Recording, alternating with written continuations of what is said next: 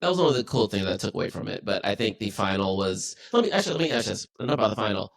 Going into this event, and this is why results make rankings, and rankings make seedings. I say this all the time. Who besides Sinner could keep Alcaraz from winning French Open? Like we talk about his fitness, we talk about his 5-set record. It doesn't seem like it's gonna happen unless he gets hurt.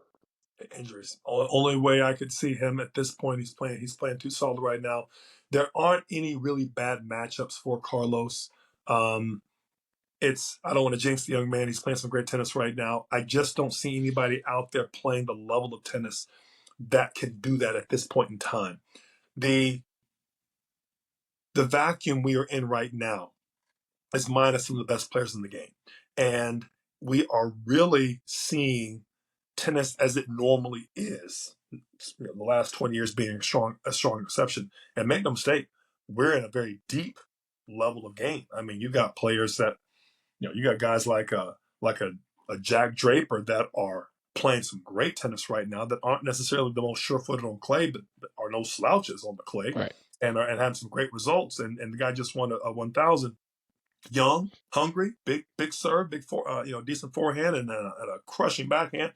These are players that could take you out on a bad day, for sure. Lorenzo Musetti, my main man Casper Ruud, who's very sure-footed on the clay. There's so many players. De Minaur, is solid on the clay, as is Tommy Paul. So many players I think that are good.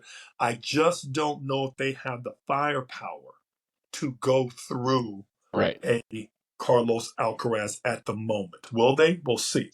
Jakub Mensik has that kind of game, but again, it's on clay. I don't know. There's players that have that ability to hit a bigger ball.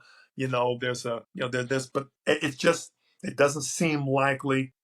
You could say it. You could say a Novak. At his prime, but he hadn't been in his prime since 2 years ago, and quite frankly, this year since the Dimitrov match in Miami. So I just don't see it happening, Alvin. I don't see it happening. I see it being a pretty well.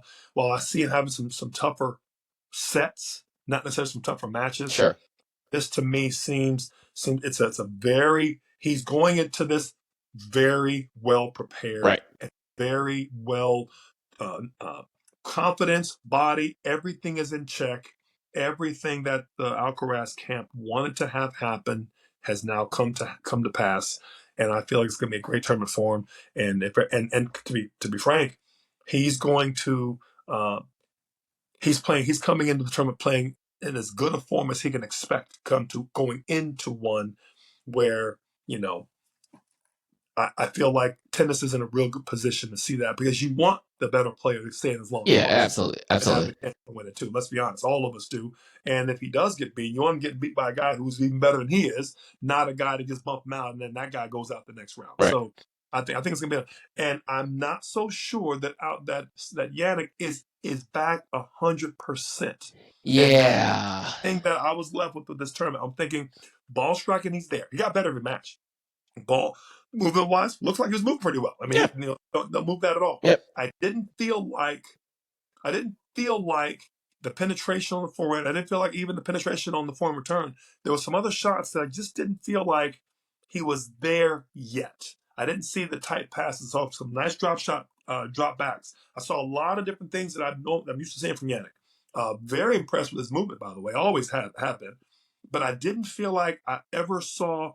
He had a couple of inside-out lasers that he's known for. Mm-hmm. It's that real good inside-out that he just tags that ball. But he only saw it a few times, which lets me think that he may not have been feeling it enough to take it more often, right? And so those are the kind of matchups that I look for. When I see him taking the backhand, I say to myself, he's playing it safe. When I see him going for the forehand, I'm like, ooh, he's feeling it today. And that's one of those things where he's the one I'm worried about getting to the other end of the final, because he may not be. Now, the good news for him, he's still coming back. He's only gaining confidence for a match.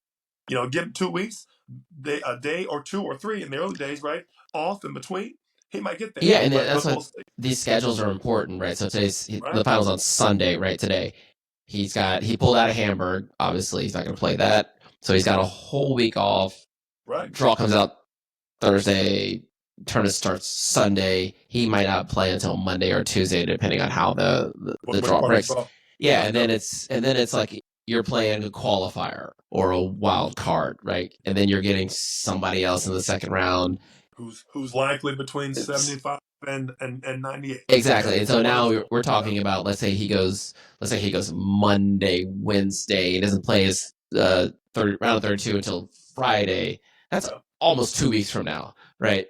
So and then he's not going to see Carlos Alcaraz again for at least another week after that. So and I think that's good for him because he'll also get some more sharpening in tournament, like round 32, round 16. If he gets through those two against some relatively high quality players, now I feel like okay, we're ready to go. We're ready to go. He will only get stronger. We know that about Jannik, and I'm really happy to see that he's back. It fills out the draw. There's no more question mark. I was really happy to see Alcaraz take care of him today, especially in the fashion he did in the second.